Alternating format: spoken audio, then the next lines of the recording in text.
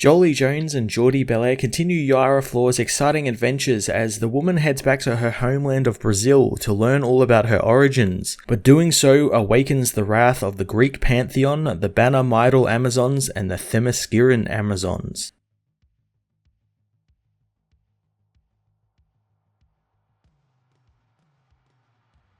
Jolie Jones returns to the book she made a smash hit out of during Future State to both write and do art for, and boy, it's like nothing ever changed. I thoroughly enjoyed that this was a continuation of when we last saw Yara in Infinite Frontier, while also providing a little bit about her early years in Brazil as a child, setting up a compelling tale about her mother's sacrifice at the hands of Ares. Jones also provides some confirmation that Yara is some type of weapon that seemingly threatens almost all pantheons, from the Greek gods, the Banner Mydal Amazons, and the Themysciran Amazons. It's an interesting setup for her story, which looks to have all of these people coming after her to try and kill her. And on top of all of that, Jones also again explores more Brazilian myths and legends, tying it into Yara's heritage really well. Jones also doubles as the artist on the book, and oh boy does she do some utterly fantastic artwork for the character. Every page was a treasure trove of detail and lovely designs, and again, Geordie Belair provides the colour palette, which, like in Future State, is very warm and inviting.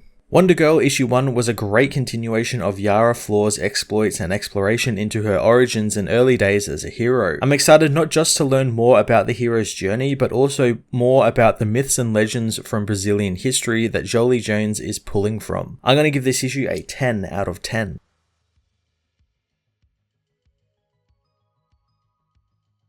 Wonder Girl issue 1 sees Yara Flor's past revealed as her people are murdered by a group of warriors led by Ares, all who have to wait for their leader. Ares comes and the angered young Yara runs from her mother's arms, intending on killing the god. Ares asks if the little girl has something she wants to say as she stabs him in the leg, garnering no response from the god. Ares hates killing children thanks to the optics on it, but it needs to be done. Yara's mother, however, steps in front of her daughter, wanting to take her place, and the god doesn't hesitate, taking the mother's head clean off with his sword as Yara watches. Yara is saved by another of her people who drag her from Ares and away to safety. In the present, Yara is shaken from her thoughts by the flight attendant who tells her to fasten her seatbelts as they are coming in for landing in Brazil. The old lady next to her notices her tour brochure, asking if she's with the Brazilian Heritage Tour. Yara tells her that she is, and she's nervous about it since she's never been to Brazil, even though she was born there, but she doesn't really remember much, only that her aunt Renata raised her and never talks about it. Something Yara doesn't think was right. As they disembark, Yara continues talking the old lady's ear off, saying that she saved up all her money to fly to Brazil and find out more about herself. They soon arrive at the Heritage Tour's bus, much to the old lady's joy, as on Themyscira, Queen Nubia oversees their games. The Queen's aide finds something wrong with her, so Nubia says that it feels like a shadow has passed over her and has left the stain of dread behind. On Mount Olympus, Hera joins her husband Zeus, telling him of a dream she had that they were under attack. She suddenly drops her goblet full of wine as she senses something is coming. Elsewhere, the Banner Mydal Amazons continue to train, assured that Artemis has trained them well. Queen Faruka soon realizes that something is not right, as around the world, more heroes begin feeling something is wrong as Yara arrives in Rio de Janeiro, knowing it feels like the whole world is looking over her shoulder right now. 30 minutes later, Yara is driven insane by the people on the bus singing, talking with a bus driver who can see she's not a fan of the songs they sing. He assures her that they aren't far from the hotel and he's going to drop them off, and tomorrow they begin their 2-day tour. He can see she isn't like the typical tourist since she's younger and far prettier. Soon something holds the traffic up and Yara spies an accident further up. She races from the bus as the bus driver asks where she's going. Yara finds a car crash up ahead, rescuing a person from the car as it explodes into a fireball. The bus driver and others come to her aid, helping the person as the driver helps Yara up, saying that he was right about her being very different. He introduces himself as Joel, as across the world, Hera, Faruka, and Nubia assemble their people, knowing the weapon has been activated after all, and it cannot be allowed to exist, so they must kill it. Back in Brazil, Kevin, another one of the tourists, begin his travel vlog at Iguazu Falls. He asks the others what they think of it before meeting with Yara, asking if she thinks it's worth the trip. Yara doesn't like that Kevin is calling her a girl, seeing as that she's a grown woman. Kevin heads off off back to the group as Yara goes back looking into the water, hearing a song as a whirlpool begins forming. Suddenly a bowler chain shoots out from the water, grabbing her around the neck and pulling her into the raging rapids. The song continues as Yara is taken into the depths, soon succumbing to the charms of the sea creature that has pulled her in.